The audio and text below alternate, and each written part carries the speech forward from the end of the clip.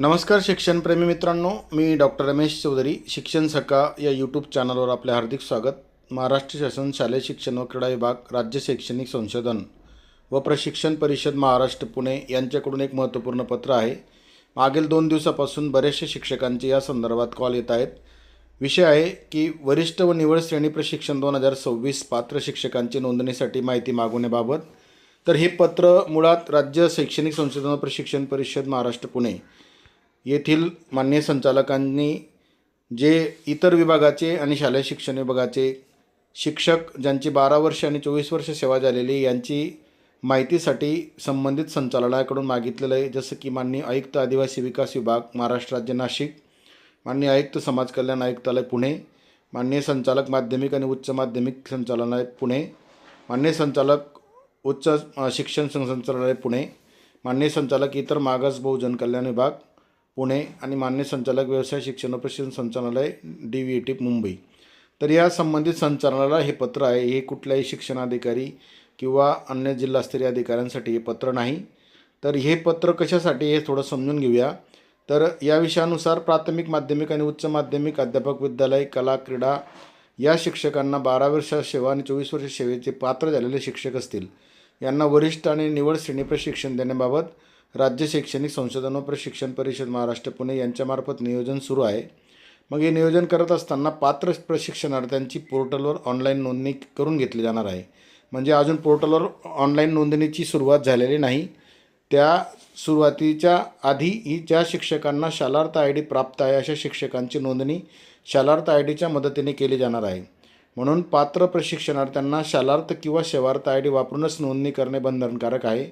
ज्यावेळेस लिंक येईल त्यावेळेस त्यांना शालार्थ ID आणि सेवार्थ ID टाकल्यानंतर नोंदणी करता येणार आहे. तोपर्यंत संबंधित शाळा ज्या संचालनाच्या किंवा आयुक्तालयाच्या अधीनस्थ असतील, उदाहरणार्थ आदिवासी विकास विभागाच्या आश्रमशाळांच्या शिक्षकांची माहिती मान्य आयुक्त आदिवासी विकास विभाग महाराष्ट्र राज्य नाशिक यांनी पुरवायची आहे. ही माहिती पुरवल्यानंतरच पुढचे काळामध्ये शिक्षकांसाठी नोंदणीचं कालावधी निश्चित करून माहिती घेतली जाणार आहे. वरिष्ठ निवड श्रेणी प्रशिक्षण सेवांतर्गत प्रशिक्षणाचे जे शिक्षक 30 नोव्हेंबर 2026 पर्यंत सेवेची 12 आणि 24 वर्षे पूर्ण करत असतील असे शिक्षकांसाठी ही नोंदणी पुढच्या काळात होणार आहे. आणि 30 जून 2027 पर्यंत 12 आणि 24 वर्ष सेवा पूर्ण करणारे आणि 30 जून 2027 अखेर सेवानिवृत्त होणारे शिक्षक यांचासुद्धा प्रशिक्षणामध्ये समावेश केला जाणार आहे. मग अशा शिक्षकांची माहिती या संचालनालयाकडून आणि आयुक्तालयाकडून SCRTकडे प्राप्त झाल्यानंतर हा डेटा त्या ठिकाणी एकत्रित केला जाणार आहे. आणि अशा शिक्षकांच्या माहितीचा API किंवा एक्सेल शीटमधील डेटा जो विहित मुद्द्यानुसार दिलेला आहे त्यानुसार सेवापूर्व विभागाच्या मेलवर संबंधित संचालनालय किंवा आयुक्तालय यांनी पाठवणं आवश्यक आहे. तर या संबंधित मेल IDवर इंग्लिशमध्ये किंवा मराठीमध्ये 3 सप्टेंबर 2026 पर्यंत ही माहिती SCRT पुणे येथे मागण्यात आलेली आहे. सदरील माहिती उपलब्ध करून दिली तर शिक्षकांना प्रशिक्षणासाठी नोंदणी करता येणार आहे.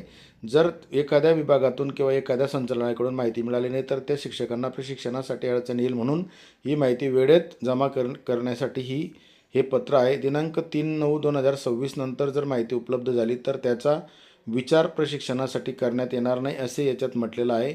अतिशय महत्त्वपूर्ण हे पत्र आहे मान्य सहसंचालक SCRT पुणे यांच्या स्वाक्षरीचं.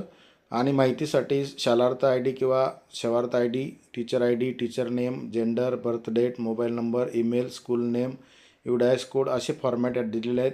म्हणजे या फॉर्मॅटनुसार ती माहिती अपेक्षित आहे आणि त्याच्यामध्ये त्यांच्या सेवेची 12 वर्ष 24 वर्षाच्या संबंधित माहितीसुद्धा अपेक्षित आहे. तर हे पत्र कोणत्याही शिक्षकांसाठी ऑनलाईन नोंदणीचं नसून हे पत्र संचालक किंवा आयुक्तालयाकडून माहिती मागून पुढील काळासाठी नियोजनासाठी आहे. शिक्षकांचा संभ्रम दूर व्हावा म्हणून आजचा व्हिडिओ आहे. अशा शिक्षकांपर्यंत जास्तीत जास्त हा व्हिडिओ पोहोचवा जेणेकरून पुन्हा या प्रशिक्षणाच्या नोंदणी संदर्भात ते संभ्रमात राहणार नाहीत. निश्चितच पुढच्या काळामध्ये नोंदणीची लिंक आल्यानंतर, नोंदणीचं पत्र आल्यानंतर मी आपल्याला शिक्षण सखा या माझ्या यूट्यूब चॅनलच्या माध्यमातून अवगत करेल. आपल्या सर्वांना मनापासून शुभेच्छा. धन्यवाद.